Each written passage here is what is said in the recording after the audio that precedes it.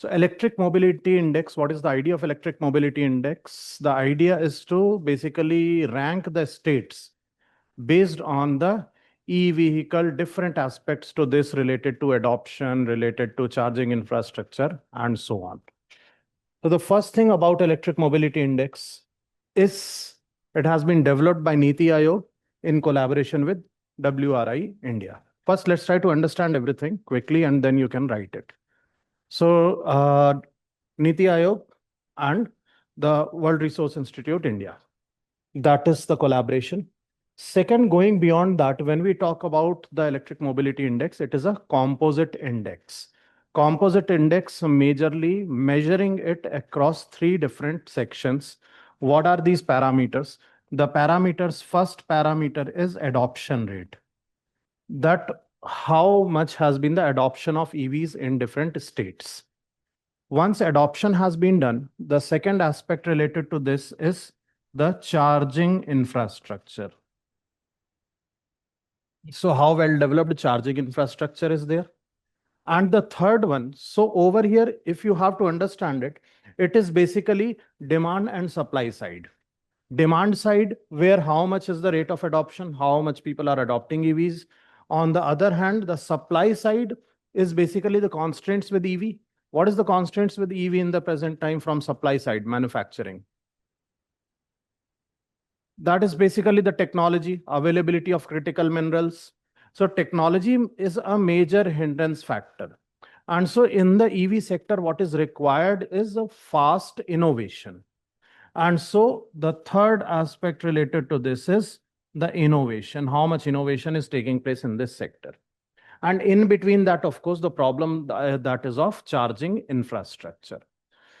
So overall, now when we see the whole index comprises of 16 indicators identified under three pillars.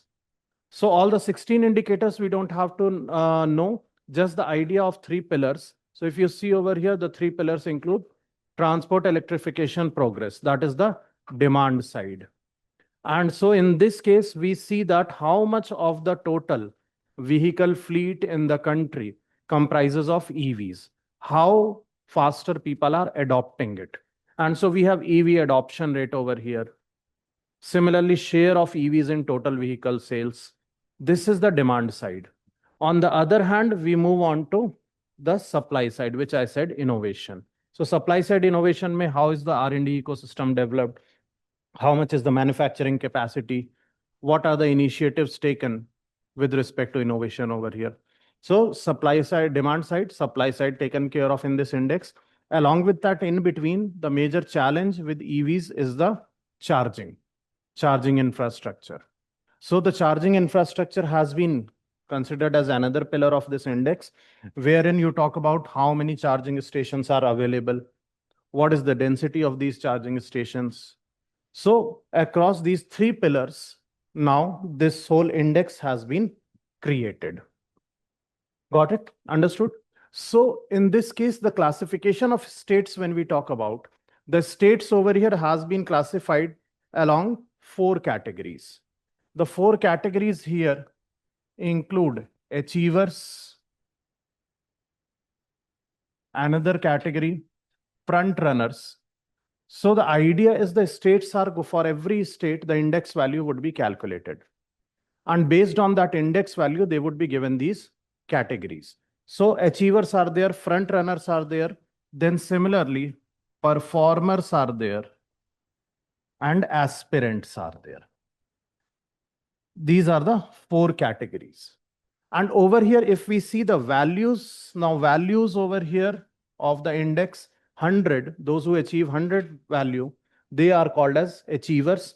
The second one is 65 to 99. This is the second category created. Third category is 50 to 64. That is the third category. And fourth category becomes 0 to 49. So these are the four categories in which the states are identified based on their index value. So overall, when we see the ranking wise, Delhi remains on the top of this electric mobility index, followed by Maharashtra. So that's the overall idea of what has been there with respect to the electric mobility index. Along with that, if we see along other parameters, you may have seen last week there was this article in the news related to EVs. EV sales have increased, EV penetration, that news came. It just gave us the number, which was not very important. Okay, but eventually, what are the things I have to know for the exam is, out of all the segment of the vehicles, which segment, four-wheeler or three-wheeler, two-wheeler, which will have maximum adoption rates and the proportion of EVs. So three-wheelers and two-wheelers comprises majority of the EV adoption. Four-wheelers mein EV penetration rate is still lesser. Got it? So that's the idea. Next, going beyond that, when we talk about the other schemes which are there. So other schemes, when we say, these schemes have been, first of all, FAME. Correct? FAME is what? FAME is faster adoption and manufacturing of EVs. Okay, that was FAME, where government was providing incentives for the adoption of EVs, providing rebates on the rates and so on. So this FAME which was running, it has gone through two phases, FAME 1, FAME 2. So when you say FAME 2, it ended in 2024. And in 2024, it has been replaced by PM E-Drive scheme. So right now, eventually, FAME has been replaced by PM E-Drive scheme and what is going on right now. So isme again, majorly, the focus is initially, because our strength is what? Two-wheelers, three-wheelers. Okay, then government is going for electrification of buses. So abhi initially, in under the PM E-Drive scheme, the major focus is on two-wheelers, three-wheelers, e-buses, and so on. Along with that, it focuses on infrastructure, charging infrastructure. So two-wheelers, three-wheelers, buses, and along with that, charging infrastructure. That's PM E-Drive scheme. This is from the demand side, how to create the demand. Then we have supply side.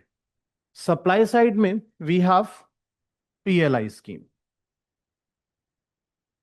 PLI, performance linked incentive.